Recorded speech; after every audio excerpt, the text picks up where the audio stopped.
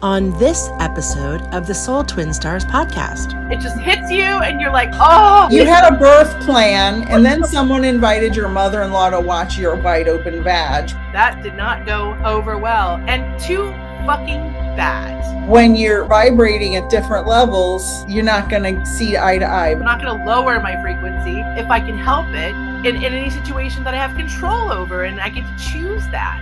Hi, I'm Lady Shadow, a witch with much to share, stirring the cauldron with magical self-care. Hi, I'm Peaceful Nick, a medium divine. I chat with the dead and interpret every sign. We are Soul Twin Stars, best friends through it all. From spells to healing, we're answering the call. From moon cycles to menopause and making peace with the dead. We aren't afraid to talk about what's rarely said. So tune in each week to get raw, real, and wise. Let's talk about a spiritual life with absolutely no disguise.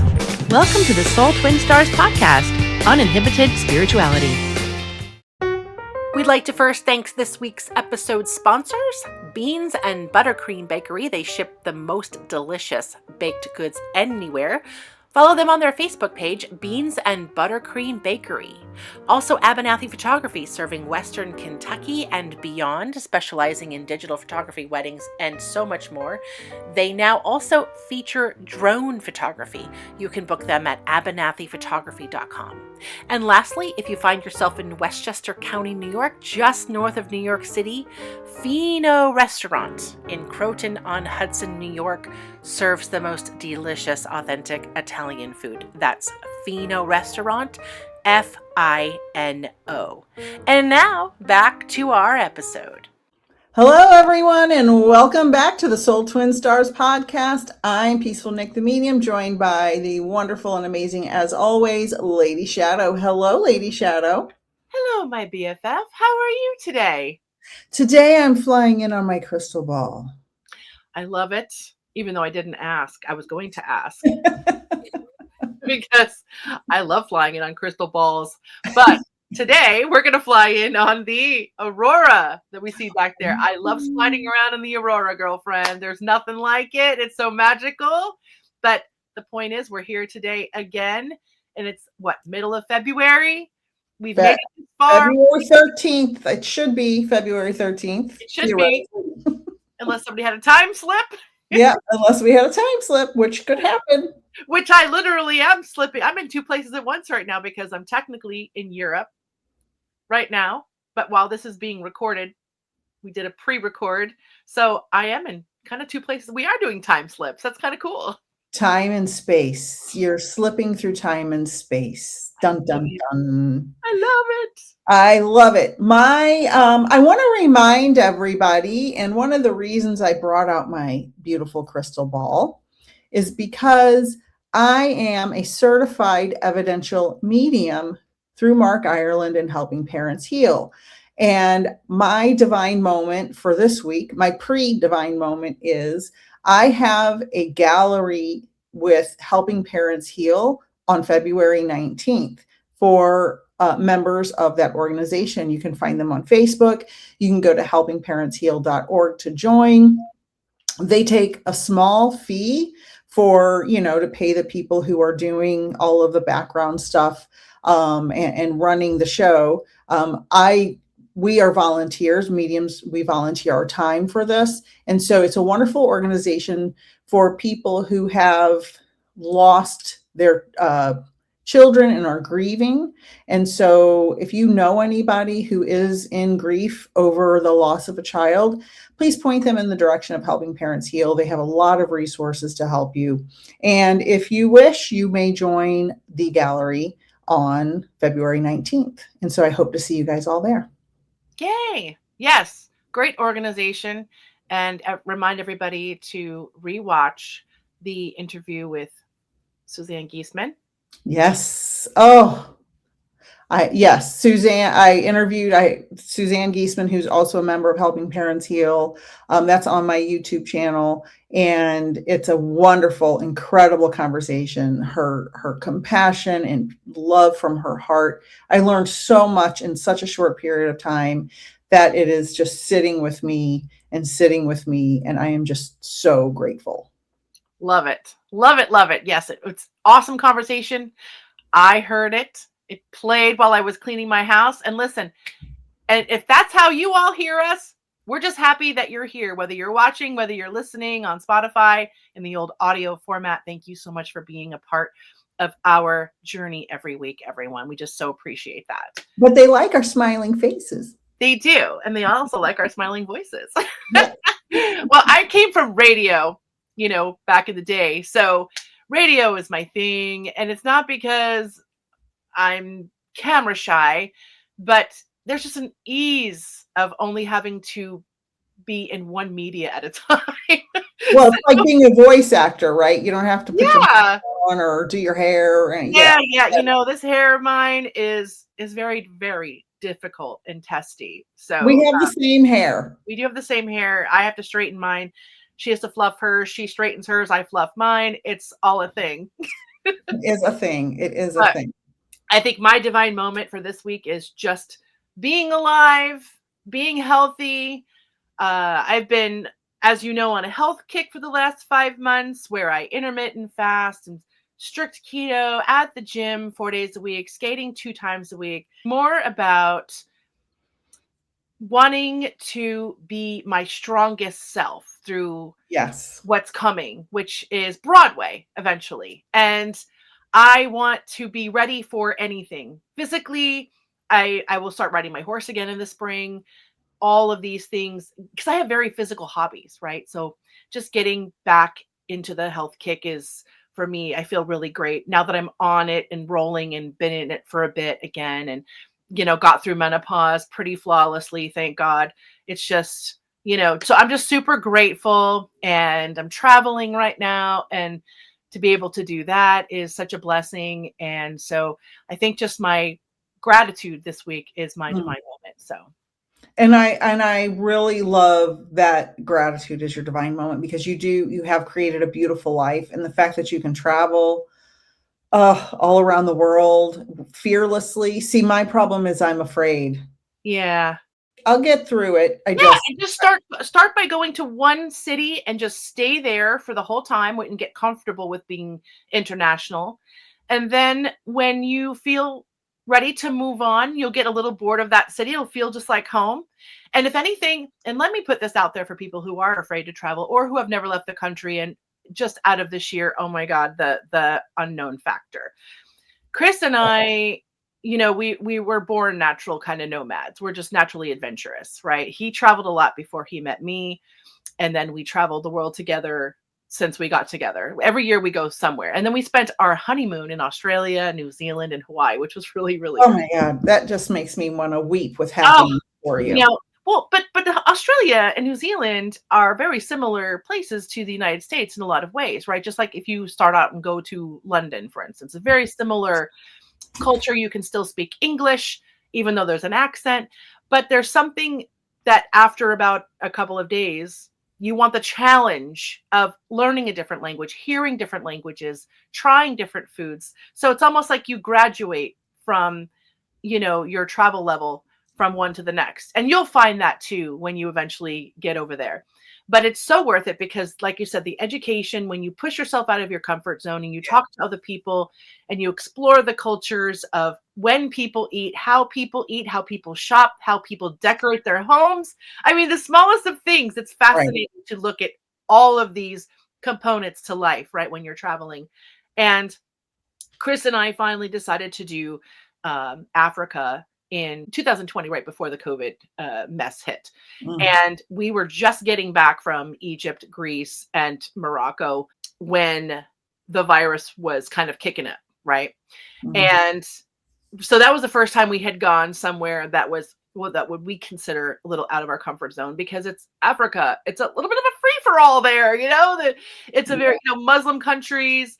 And, everyone's kind of intimidated by the heavy duty religion of it and the language, but it was one of the most beautiful, humble places. I was just talking to a friend who is thinking about sending his family to Marrakesh as well. And I said, oh my God, if you get the chance to do that, you've got to do it, because Marrakesh is amazing. And then the Casablanca is just south of that on the coast. Now, these places are not necessarily luxurious resort type places. It's in the trenches travel, where you got to haggle for shit and you got to you got to like shop around for a place to eat that you feel comfortable, because a lot of the meats are just kind of laid out on a grill and here you go. But take your Imodium. yes, Take your Imodium. well, we don't ever go anywhere without activated charcoal. Let me just tell you all, activated charcoal saves you everywhere, even here. You go to Taco Bell, you don't feel so good. Pop an activated charcoal, 15 minutes, whatever's going on or whatever was in that food will get absorbed by the activated charcoal. It's a poison cure, a viral cure, a bacteria cure. Okay. So I always have it on hand, and it will take your nausea away and actually isolate the problem before things get bad. And as where if you take a Maalox or a Pepto-Bismol, that's just going to mask the symptom temporarily, right? But activated charcoal is your friend when you travel. Have it with you everywhere, especially if you go to Mexico or the Caribbean. If you drink the water, it's not so good. Pop a charcoal. Anytime. Or Florida. Or Orlando. We call it Orlando. So yeah. The swamp. But always have a charcoal around, because even if you're starting to get a virus, sometimes taking that will isolate what's in your gut before it kind of travels around, stomach viruses especially, and it can like change everything. You do not have to end up on the toilet for days if you have activated charcoal in the house. So just caplets, they're like $7. Anything 500 milligrams and up, that's your friend. But yes, traveling Good to know. That's good to know. Yes. So everyone get out and travel and see the world. It's at least go once overseas where where things can your perspective can change. You come home a whole new person, especially in Trump America. Go see what's out there, what could be better. And also don't be afraid too, Nicole, because the people over there, most people, even honestly, even parts of Africa, have it better than some people here, only because there is healthcare that you have access to that's not going to bankrupt you. You have socialized system in general. So like we always feel more cared for when we're over there, especially if you're in Scandinavia. If you're in Norway and you break your leg on some ice, you're going to pay $20 to get fixed up. You're not going to pay thousands of dollars. You're not going to be extradited for not having money for medical care. You're going to be taken care of. They take care of even tourists. Like, it's pretty crazy. My niece lived in Europe for a while with her husband, who was, well, doesn't matter what his job was, but he had to be over there. And something happened when they were traveling to Italy. Their baby got sick or something, and they had to go to the hospital. And she's like, we didn't have to pay anything, maybe $20 or something. But yeah, so it was like, here we're like scared if we fall down and break our leg, even if we have insurance. Yes. Even if we have insurance. Isn't that crazy? Yeah. So we live in fear all the time. And that's ironically what we're talking about. Why is it so hard for many of us to live and stay in joy, comfort, and peace, mentally and physically? Because we're so used to living in fear, living in toxic loops, living in addiction loops, living with trauma. So tonight we're talking about releasing ourselves from living in fear, which we talk about a lot, but we want to know why specifically people are uncomfortable with the thought of continuous joy and will choose continuous fear instead. Like, why is that? And I was just talking a couple weeks ago about a friend who's going through a really rough marriage, and he won't leave the marriage because the rot and the dysfunction and the humiliation, shame, guilt, punishment in the marriage, he's learned that is more comfortable than the idea of being with a joyful partner and moving on from that and releasing his other half as well. Because if you love somebody, you don't want them to be miserable either. But what is love? So let's define the true definition of love and what we think that is and why we are so uncomfortable in peace and joy. So Nick, give us some talking points on that. So when I read Eckhart Tolle's A New Earth, I've talked about it 10 million times on the podcast, probably. There he talks about the pain body. Okay. I will give a confession. All right. Right before we recorded this podcast, we always have a little chit chat beforehand, offline. It's not recorded. It's off the record. And I had secretly recorded. I had like 200 things I was complaining about because complaining is my favorite, right? Now, it's not always my favorite, but when I get in this mode of not feeling right, I start complaining. And at the time of this recording, we are right before a full moon. It's not an excuse, just an explanation. There's menopausal hormones and there's the pain body. What the pain body is, it's that part of it's our ego's best friend. And it really likes the drama.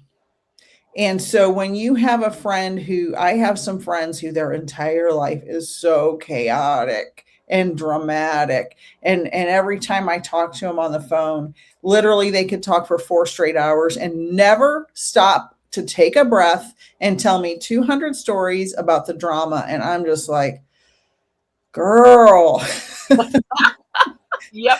I got problems. Everyone listening can at least name 2 people like this. Yeah. I'm like, I got stuff going on, but I don't have the energy for a 4-hour tirade because you went to the county clerk's office and this whole thing happened. I'm like, you got to let some of that stuff go. But when we come from traumatic backgrounds, we're so used to the drama. So when we do transition to a peaceful life, a self-love life, a spiritual life, whatever you want to define it for yourself, you still have some of that in you. It's never gone. Like last night I was complaining because I dropped something and my husband's like, oh, that's not so peaceful, Nick. I'm like, I'm still a human. Peaceful Nick is still a human. If I drop something on the floor and I can't reach it because I'm getting older, I get aggravated just like anybody else would. I'm still a person that still gets mad. I still cry. I still say cuss words. I still complain. I just try to do better. You expedite the solution. I try. You want to expedite the solution, and that's all that we can really do sometimes. Right. So the pain body which is your best friends to the ego, it wants that drama. It feeds on that drama. And so if you're in your life, things are going well, and then every 4 to 6 weeks or 8 weeks or 3 months, something dramatic happens, or you spin out in a pattern. Even in your relationships, it's especially true of romantic or very close relationships, where every so often this irritation comes in, this aggravation, this argument, this upheaval, and it goes in a pattern. You can feel the wave cresting. You can feel it coming, and you can stop and observe it and acknowledge it. And then it will, hopefully, the observation and awareness of this aggravation, irritation, etc., or outburst, whatever it's going to be, if you pause and acknowledge, okay, this is ready to happen. Or if it's with someone else, you're like, okay, something crazy is about to happen with this person. I can feel it. You acknowledge it, and then you act accordingly to prevent any major outburst, right? So there are ways to guide your life to not have it be as dramatic and as angry and as, crazy as it used to be. And it's always a journey. So that's my pain body activation. So everybody has this. I don't care how spiritual you are. If you meditate 400 hours a day, I don't care. Everybody has this pattern whether it's every week, every hour, every month, every year. Everybody has it. Agreed. And just like some of us are uncomfortable with sitting in silence or sitting with yourself or being alone or with total peace and gratitude instead of, like you said, the chaos and the stress and the anxiety. It's the same the other way around. Like, I'm very uncomfortable living in an anxious spot all the time. I don't like living anxiously. I don't like worrying. I don't like that pit in your stomach that forms, when something's going on. I cannot stand that feeling of being anything but in control of my peace, right? Yes. And so just like I'm not going to want to be in an anxious state, someone who's anxious is going to be uncomfortable sitting with peace because they're going to just continue to worry. Again, it's a flight or fight kind of thing, right? Where, well, we're also used to clawing and scraping for the next thing, because most of us, 90% of us on the planet, are working hard. We're, trying to make ends meet, trying to keep the kids happy, the husband happy, the family, the in-laws. It's such a balance, right? It's an emotional load. It's an emotional load.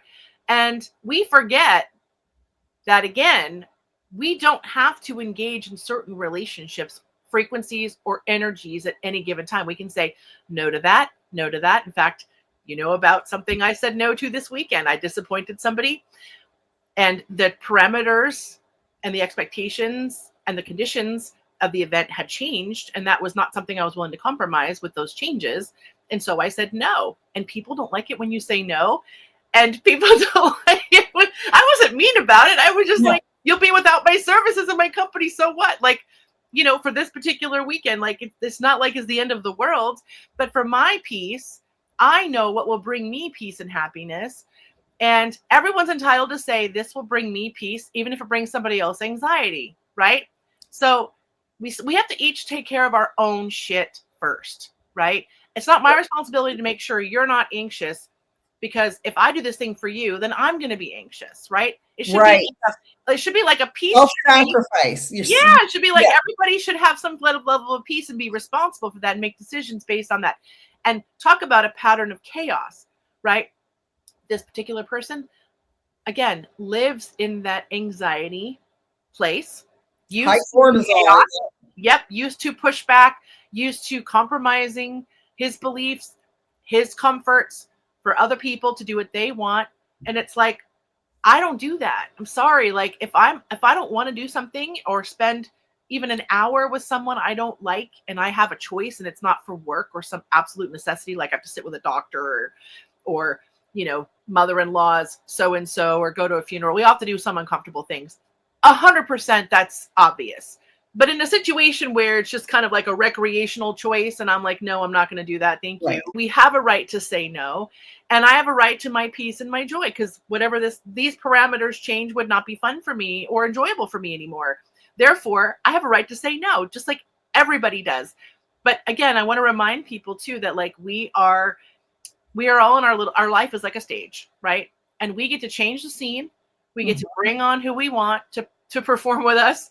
We can remove the scene. We can clear the stage at any time. We can fill the stage at any time. So this is, and I'm a theater person, so this is a great metaphor for me. But when things get too crazy or built up too much anxiety, or there's too much stress about something, I look at my stage. I sit back, I look at my stage, and I say, okay, what can I take off? What can I remove? What can I switch out?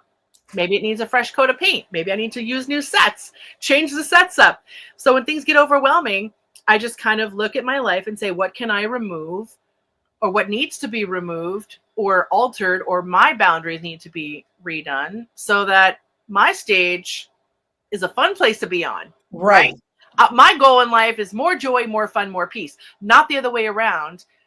But not everybody, like you were saying, has the power to as easily transition out of that, because some people are born and have to live with way more trauma, way more addiction, way more self-deprecation loops for whatever reason, because of the way we were raised, which is not necessarily our fault. But now that we're adults, we can start to work on that. But luckily I came out of a life that I've dealt with a lot of this shit that I was handed. We both came from alcoholic homes and addictive parents and narcissists galore. Narcissists. We're making the best of it, but it was a road, But I mean, as far as like the trauma that you endure at certain ages, you went through a hell of a lot more than me, right? And so but your pain is still valid, regardless. We can't compare. I used to do that. You can, though. When somebody's had it a lot worse than me, that's what empathy is. So I want to go back to your friend you disappointed. Okay. I want to unpack some points. I was making notes. I love it when you make notes. It's the teacher in me. I know. You were given parameters by this friend and they changed it. And then they were disappointed because they had an expectation that you were just going to fall in line with what they said. And I am so happy that you had a boundary, because it's not okay when you have this plan, regular plan, and then the other person changes it. It's, if they want to do that, that's okay. Send them with love. Okay. For people listening, I want to just reiterate, it's okay to tell someone, I'm not available for that anymore. I'm not available for that. I'm not mad. I wish you no ill will. Go ahead and do that thing, whatever this story is, that we will keep secret. They might be I'm not interested in being there in that situation. It's kind of like when we talked about family stuff on the holidays. It's kind of similar to that. It's okay to say no, and it doesn't just have to be the holidays. It can be on Tuesday, March 3rd or whatever, just because you just aren't comfortable sacrificing yourself because you had an expectation, person X, whoever that is. This person had an expectation that I would be okay sacrificing how I feel so you would feel okay. No, you're important. We are all important, and we should honor how things make us feel and not sacrifice how we feel. Those days are over. Those days are over. Trying to make people happy by sacrificing our happiness, those days are over. Don't do that anymore. And isn't it? Unless a special circumstance like a funeral or somebody's in the hospital or had a motorcycle wreck, obviously, but like regular things, don't sacrifice your happiness for someone else. It's just simply called mutual consent, right? Right. The parameters of this particular thing changed kind of drastically. Yeah. If you added another person into the mix, that would have changed everything. And it wasn't just like a significant, it wasn't like, okay, I'm going to be there 15 minutes later. Oh, Lady Shadow's a total bitch because she can't compromise for 15 minutes. No, it was like a whole energy dynamic shift. And then I was villainized because, it's akin to letting your mother-in-law watch you give birth. And she's I'll say that. You had a birth plan, and then someone invited your mother-in-law to watch your wide open vag. There you go. I like that. Yeah. That's dramatic. Pretty much a whole different thing. Yeah. It changes the dynamic. Yeah. And see what you and I have been learning to do is in our 50s, right? Like with more steadfastness than ever, is to say and be comfortable saying, this is what I will do and what I will not do. What I will do and what I will not do. And holding that with a certainty. And I think what pissed this person off the most was it wasn't like I thought about it for a second and said, I don't think I can do that. No, I had already thought in my mind, there could be a possibility of this situation changing. And I already knew if that thing happened that I would step away. You had a plan. So I had a plan, and I already knew that was a possibility. So I had said, when this person came to me and said, oh, so when this is happening, I knew in my mind, oh, there it is. I'm not doing it now. Mm-hmm. And so right then I said, oh, well, that's great, but I won't be participating anymore. And I said it with such unwavering denial. Like it was like just a straight no. It wasn't even like a maybe. And that person was like, what? What do you mean no? Exactly what I said. Like, I'm not participating in that, like under those circumstances. And people, and it wasn't mean. And I said it with a smile, just like that. I was very, very easygoing about it. I was like, no, thank you. Just like that. Like, no, thank you, with a smile and everything. But no, that did not go over well. And too fucking bad. Well, people don't like it when you change what they expect from you. And then you're like, well, I'm not willing to do that. And that it shocks them. because they think, well, she always did what I wanted her to do before. Uh-huh. How dare she say no? How dare she? And so this goes back to the narcissism and the people who can't be happy and they're uncomfortable with joy and peace, because our brains, our neurological system is very dynamic. It has 10 billion different things going on at once, plus the modern world. So we have all this stuff, even when we were churning butter out on the prairie, right? We still had all this stuff going on. There were still people being people in our lives, doing people stuff and driving us crazy. And now you add social media, you add news, you add chaos, you add constant screens, constant negativity, constant judgment. So you add all of this crap on top of what we're always already going through. They get a set point.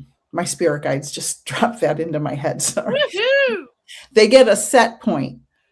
The set point for some people is, I have a person who I know, who I've known my entire life, whose set point is negativity and misery to a degree that I can't be in the room with this person. I'm not even in the same state with this person, and I don't care to ever be in the same room with this person unless there's a funeral and I have to go. Their set point is so low. It is beyond the pale of how negative they are. And an example of this person, about a month ago, another person I know was in the room with this unknown person. We'll call her Jane. Sally was in the room with Jane. And Jane, who I have not seen in a decade, started telling a story about me from 40 years ago. I may have said this on the podcast before. That's okay. She started telling this terrible story about something that happened when I was a teenager and spreading this whole thing through all these people. There were young people there too.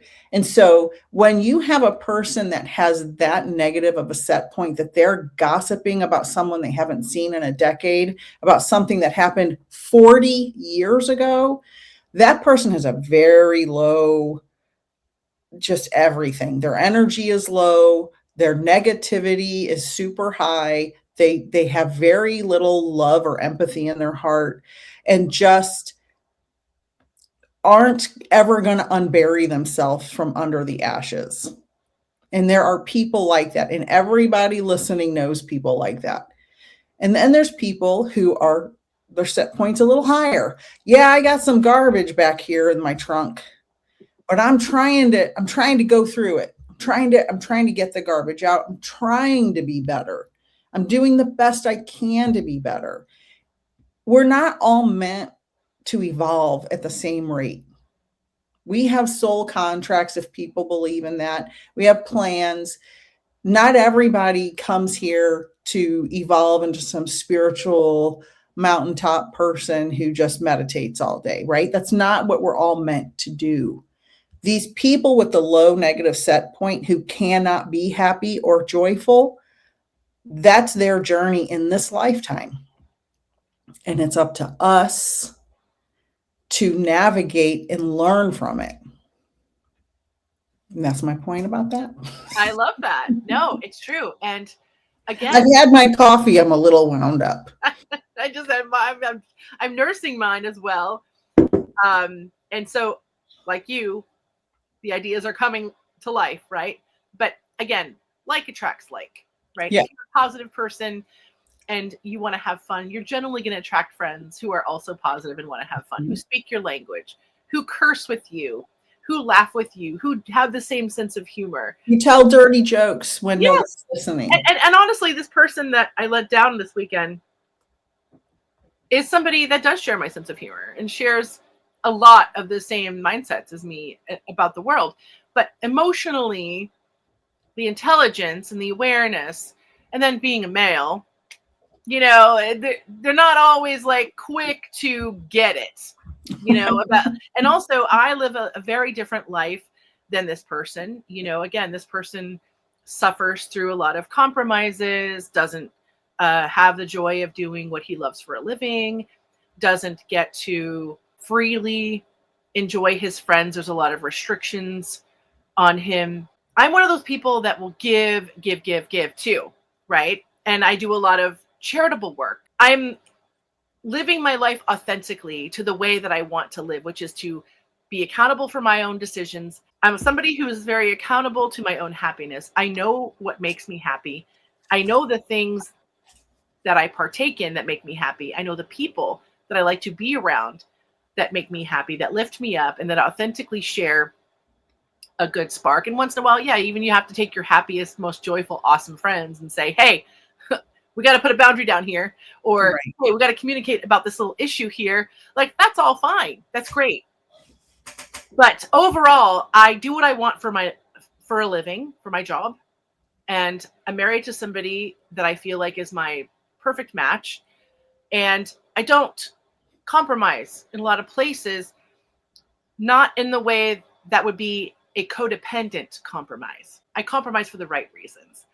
And in this situation, it was more right for me.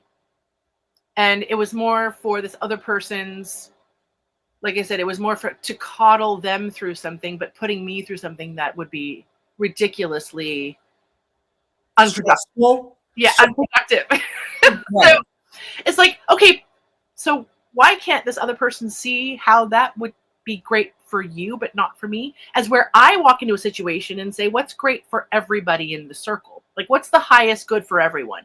Mhm. That particular situation would not be the highest good for everybody. So it's like, you can't see that. And sometimes you have to just say to people, I need you to see that from my perspective. And again, like, it just depends on how you live your life. If you're always in a state of chaos and anxiety and depression and fear, it's going to be very hard for you to do something outside of that comfort zone, where it is like, you know, if I said to a lot of my friends, hey, you guys want to go to a meditation retreat, like, even if it's Yes. silent meditation, or they'd be like, what the fuck are you talking about? Are you crazy? Right. Like, I can't silence myself for even 6 hours. I need my phone. I need my Netflix. I need my Cheetos. Like, that's okay. That's fine. I still love you. Everybody has to kind of respect each other's happiness. But the only thing you can't do, and you would agree, is you can't take your fear and bring me into that place. You're not allowed to take me from here and pull me down into your hell. To your set point. Yes. Of negativity. Right. I'm allowed to bring you up. Yes. That to me obviously feels safer if you're okay with that. If you're okay to rise to the frequency, but I'm not going to lower my frequency to meet you down there. I will understand you. I will be empathetic for you. I will be your ear to get you through that, because we all, like you said, get into our low frequency. Sometimes we're stuck there for a bit, and that's what our friends are supposed to do, rise us out of it. But I'm not going to lower myself. So now there's two of us down in the dump. Right. Right. One of us has to be strong. And same with marriages. You know, if my husband's feeling down about something, your husband's feeling down, you're going to do your best to bring the frequency for the both of you up. But if one person refuses to come up and wants to sit in the pit, what good is it for both of you to be sitting in the pit? That's why I have my sanctuary. Exactly. This is why I have my no thank you, because again, I'm not going to lower my frequency if I can help it in any situation that I have control over, and I get to choose that. So again, like, life is just a big bowl of choices, and we, between our ears, create the stage. So if you don't like the stage you're looking at, move some shit around. Right. You have the choice. You have the choice. Shift. Be the director of your own life, and try just for a day pretending that you just won the lottery, that you just got a clean bill of health, and that you just made the coolest friend on the planet. Wake up and just pretend that for the day, and watch everything shift around you to actually form that happening, right? You'll feel better energetically with your health.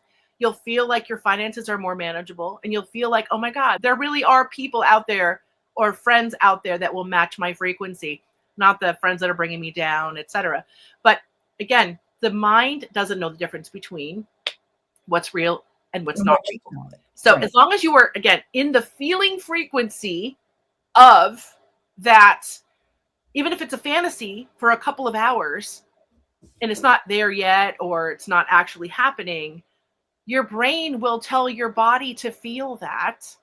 And suddenly, when you are feeling that lightness, again, that's when the energy can shift and bring things in for you. So if you just pretend for a couple of minutes, even if it's not necessarily happening, pretending gets you through the door, kind of like faking it till you make it when you like have a resume, and you're like, I got to tell this job I have all this experience, but I really don't, but I know I can do that job. I just need them to like, right, get me in, sit me down, and let me show you what I can do. So sometimes you have to like tweak your brain a little bit to kind of bridge that gap to get you over to the other side. And then just feeling the feelings of the fantasy part of, like I said, whether it's money or whether it's I want a new friend or I'm finding the NRE, which is new relationship energy with your husband or your wife again, just pretending that the spark is there and like go back and remember what it was like to meet your partner and how excited you felt, how in love you were when you first connected with them. And going back and just remembering that feeling and pulling that file from your brain will send a signal to your body that says, oh, I remember that. You get the tingles. And your brain is telling you something that's not even real for today, but your body's reacting as if it is right in the present now. And that is how we can use frequency and energy to pull joy and a place where we'd rather be than where we think we are, which is, bleh, right. Down in the dumps or in that anxiety state. We don't have to be there. That's just one little hack. But do you have another hack, Nicole? Do I have a hack? Is that what you said? Do you have another hack other than like mine, like kind of like go into a fantasy for a second and quiet your body with the fantasy and then let it get used to that fantasy? Because I mean, that's what manifestation is. But do you have another hack to pull yourself out of that? There's a couple of things. One, a gratitude list. That if that's the quickest and easiest way. That's why I tell everybody, wake up in the morning and say 5 things you're grateful for before you look at your phone, before you turn on the news, which I don't recommend turning on the news anyway. Say 5 things you're grateful for when you wake up, before that train of thought starts zooming through your brain, and it'll shift your perspective. The second hack, and I don't want to delve deeply into this subject because we could talk about it for 20 hours, is have an orgasm, whether with your partner or by yourself. That show is coming, by the way. Yes, that show is coming. Having an orgasm releases all the good hormones, pheromones, everything, and just relaxes you. If you've ever had one by yourself or with your partner, you know that everything seems better after. All your troubles seem to fade to the back, and you realize I was making a much bigger deal and being a little dramatic about this situation, and now I have a little bit better perspective because you stopped ruminating on the problem, and you had either physical closeness with a partner and a wonderful, beautiful experience, hopefully, or with yourself, which also can be a wonderful, beautiful experience. And now you're more relaxed, your mind is settled. So those would be my hacks. Gratitude and orgasms would be my hacks. We have touched on the orgasm thing. The cool thing about orgasms is, and they're so taken for granted because again, people just think that it's just biology and yeah, it's just a pleasure for a couple seconds, and maybe it has the only purpose is to get people to to mate. But frequency wise, that is when, again, we've talked about this, your spiritual chakras and your portals, your nervous system opens up, your sensory system releases and opens with complete surrender, and energetically and electrically, you are literally connecting to your highest self as if you were meditating or in a prayer, right? That's what happens electrically in an orgasm. And like attracts like. So yes, when you are in that good energetic state, yes, you attract things that are in a good energetic state. Exactly. And we touched on this before, the stink of disappointment or whatever. The same thing is true. It's equally true when you have the pleasurable stench. Yes. Beautiful orgasm. Like you're putting off this positive energy. So you're pulling in positive things. That's right. You're always in the pit hole of hell. Like if you're on Twitter all day versus watching kitten videos on Instagram, which is what I think Instagram was made for originally.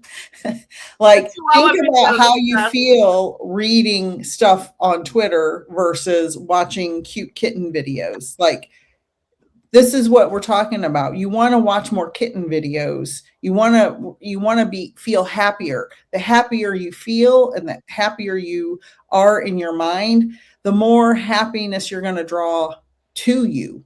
Right. But some people I have seen, and this is especially true of men I know, they like to watch violent boxing. They like to watch videos of people beating each other up.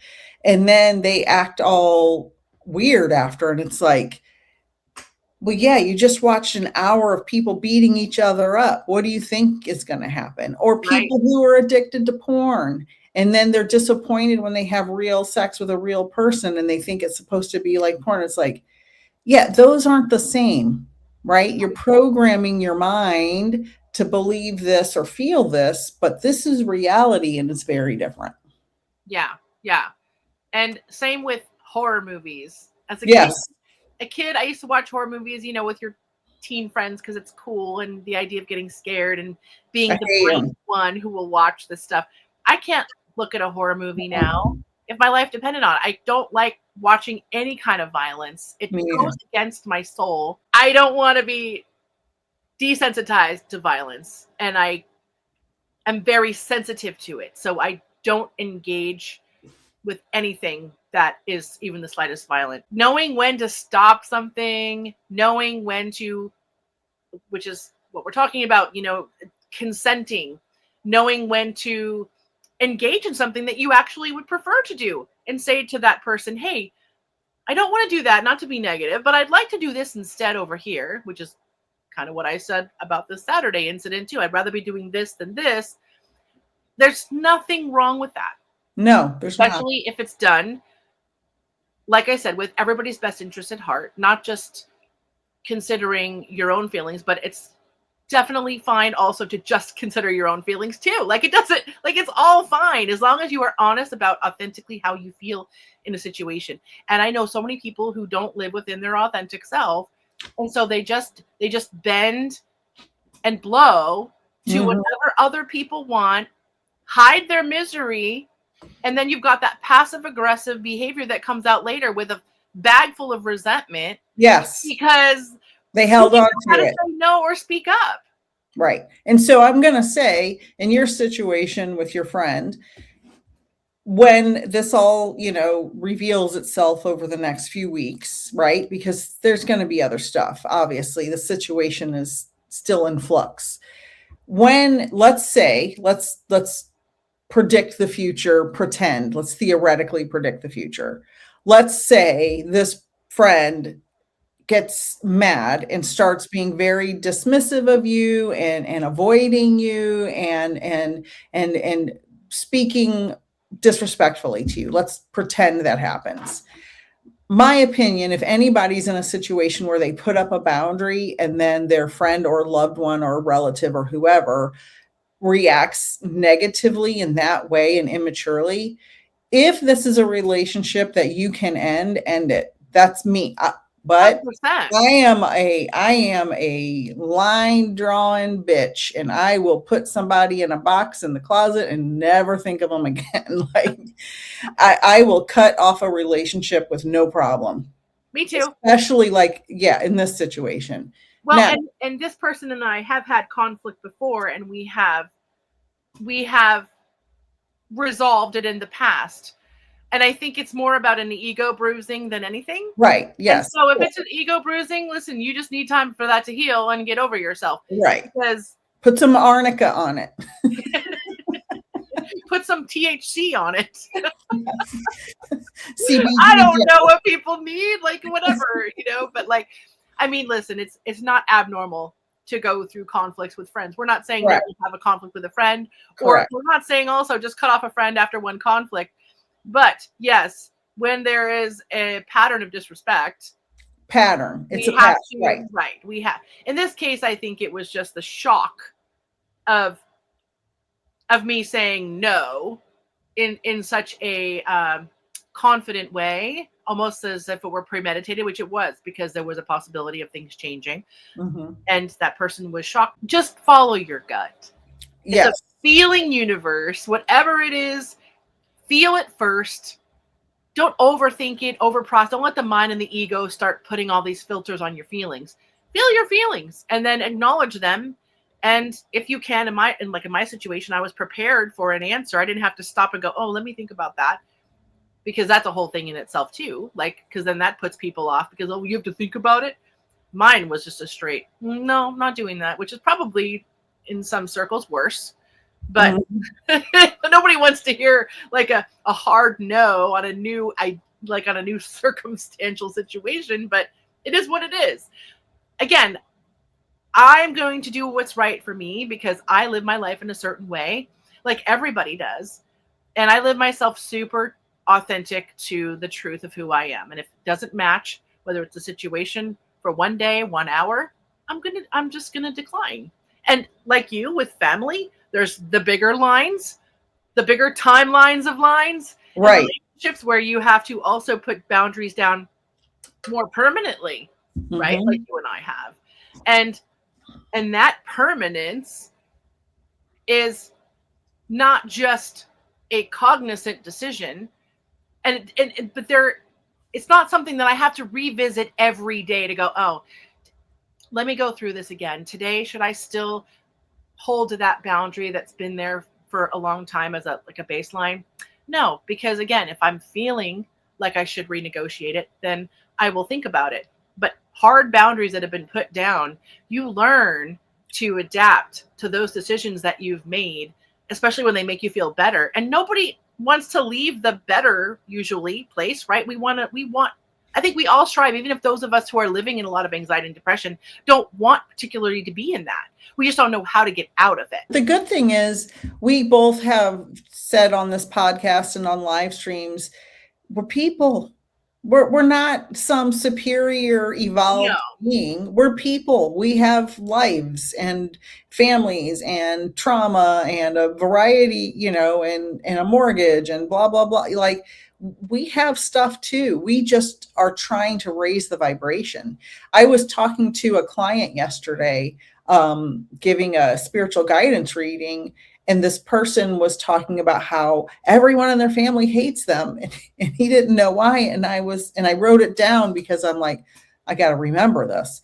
Your light reveals their shortcomings. And so we both, Lady Shadow and I, have family members that don't like us we're not really 100% sure why. I don't even know if it's I think it's just the mismatch of frequency. Right. Well, okay. Mismatch. And I also discussed that with the client. Because he's like, they're lower frequency, I'm higher frequency. I said, well, let's look at it as a different frequency. A different radio station. I used to say higher and lower, but then I realized, oh, that's my ego, because I'm saying I'm higher and they're lower, but really it's just different in this lifetime. Yeah. And so we have to understand, again, not everybody's here to evolve at the same rate. Everyone in our life is there for a reason. Whether my person I was talking about earlier, who is so negative all the time and very, very negative, that person's in my life for a reason. It's to reveal something about me and how I deal with it, right? And so every situation you're in, if you're around people who cannot find joy or peace, just know sometimes people don't like you because you have this inner light or wisdom or frequency or whatever it is that just doesn't resonate with the other person, and they can't put a finger on it. I have a person mad at me in my life right now, and 10 people have asked them, why are you mad at her? And this person cannot explain why. They can't articulate why they're mad. And it's just a frequency difference. It's just something's happening where we just can't resonate together. And I think a lot of people, if more people understood that we are just vibrating strings essentially in this universe, and sometimes we vibrate it 540 megahertz, and sometimes it's 28 megahertz or whatever. I just made those numbers up randomly. When you're vibrating at different levels, you're not going to see eye to eye, but then you get into frequency like this. Yes. Then it's beautiful. It's And not always everybody's meant to vibrate in resonance with you. It's always boils down to the energy. Just Yeah. like, okay, a great example would be like a song, right? Yes. When you hear a song on the radio that you absolutely love, and it just Anything Pearl Jam. it just hits you, and you're like, oh, I love this song. But then there are songs that come on, and you don't know why. I want to ram my head through the windshield. Yes, it just doesn't hit you, right? Yes. It's the same with people. It's all energy, and things will resonate and things will not. And what you were just talking about, and I would just kind of dropped in that radio station metaphor. It's the same thing. It's like tuning into a radio station, and you're flipping around the dial, and you hear, like me, if I hear an 80s song, oh, an 80s station. But then I'm flipping around, and if I hear a country station, oh no, that's not for me. God, turn that back. And that's what it's like dealing with people on a daily basis, and frequency. It's not, like you said, a lower or higher. All the radio stations are on a straight linear line. And it's just a matter of where on that linear line you're going to resonate with someone else's energy. Exactly. Yeah. Well, I don't ever think of it as high and low either. I think of it as like one long line, and we're just scanning around like this. Yeah. Where do we match? Plane, right. Everyone's on an equal plane of survival and living life. And wherever we catch that frequency that feels awesome, that we dial into. And then there's the clear, right? You want to hear a clear song. You don't want to hear a staticky song. So you're going to keep tuning until you hear a song coming through that doesn't have all the static. And for those young people who are listening who don't know what it means to tune into a radio station. Oh, yeah. I'll give another example. Legos. There are Legos and there are Mega Blocks. Legos fit together perfectly. You put a Lego and a Mega Block together, they don't fit. There you go. So if you I love that. That's a great metaphor too. If you don't understand the radio, I had boys. So Nice. we had a lot of Legos and even more Mega Blocks because they were cheaper. But they don't fit right together. So you can build a building with mixed Legos and Mega Blocks, but it's going to fall over. And also, just know this before we wrap up, everybody. There's no shame when two people or two frequencies or energies don't fit. Yes. There's no shame in that. Everyone walks through life trying different frequencies on. Some people stay forever. Some people stay for the short term. Some people only come in for a couple of weeks or even an hour. There's no shame in exchanging energies and discerning for yourself what works and what doesn't, and what you don't want to continue with, and what feels good and what's tolerable. It's okay to be like, okay, well, again, just because you've gone through a conflict doesn't mean you bag the whole friendship. It means, let's see if it works out, if it pans out, if it continues to be something that is a match. Don't be afraid of recognizing the shame for a second and then making a change and an adjustment. Just don't stay in it. Don't swim in the shame and guilt, because then it gets in your hair and it gets in your ears and it gets in your eyes, and then it becomes a problem. You know, I want to piggyback on what you said, because it's so interesting. You're so psychic. I literally just had almost this exact conversation with a client the other day, and I'm not naming names, obviously. So this client, we'll call her Betty. Okay. Betty has some very toxic family dynamics, and Betty is kind of stuck in a place where she can't live far away from this family. So she can't really escape. She doesn't live with them, but she can't move away. So Betty has seen the light of the self-love journey, the spiritual journey. She's progressing towards this light of healing her stuff, right? And she's going, so she was fast forwarding into that light really well. And she had some backward steps. She went back over to where the toxic people are. And so I was counseling her the other day. I'm not a therapist, but I am a spiritual guidance reader person. So just FYI. And I said, Betty, it's like you see the light and it feels real good. And then your pain body gets activated, which is where we started this conversation. And you've got to go back and get refreshed on that pain because you're so used to that trauma and toxicity. So you go back over there with those toxic people. And then you're like, these mofos are crazy. Yeah. I do not feel good over there. And now I really feel terrible. And now I feel a lot of shame and I feel a lot of guilt because I allowed myself to get drugged back into that toxic loop. And now I hate myself. But I know that light is over there and I really like going into that light. So now what do? Now I'm in a self-hate spiral. And so and this is so common with people who start this journey of moving forward and healing, and then they get sucked back in because it's like you're in the bathroom with the cocaine addict. You're in the bathroom with the cocaine addict because he has the cocaine, right?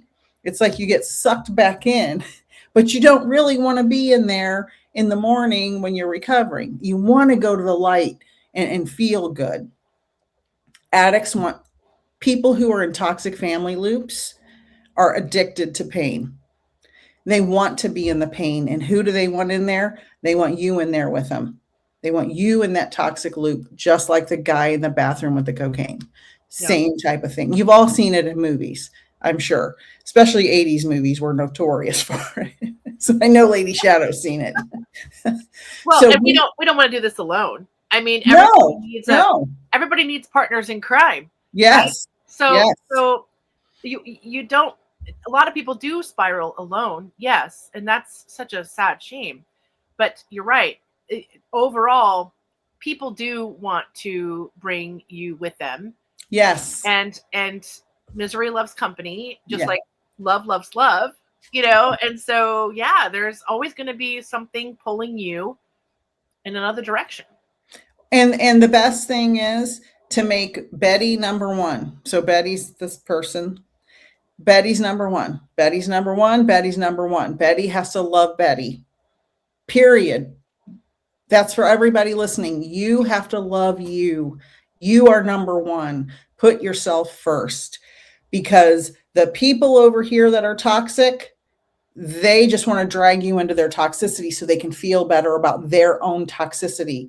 They see you moving towards this light of happiness. They can't handle it, but you can. So keep moving towards healing and love and peace. Thank you very much. Lady Shadow. Love you all. See you next week. We'll see you next week. Bye. Thank you so much for joining us this episode for the Soul Twin Stars podcast. Find us on our podcast Facebook page for Magical Mondays live at 8:30 p.m. Eastern, where we will help you magically slay your weekdays, and for awesome giveaways. For more information about what other spiritual things Nick and I do and offer, visit peacefulnickthemedium.com. That's Nick with just a K. Or to connect with me, Lady Shadow, soulsandspirits.com is the place to go. If you want to be a guest on one of our shows, we would absolutely love that. Contact us at soultwinstars@gmail.com. See you next Friday on Spotify, Amazon Music, iHeartRadio, Apple Music, Facebook, and on YouTube. Sending you all so many blessings. Thank you so much for joining us, and until next time, know that you are all cherished.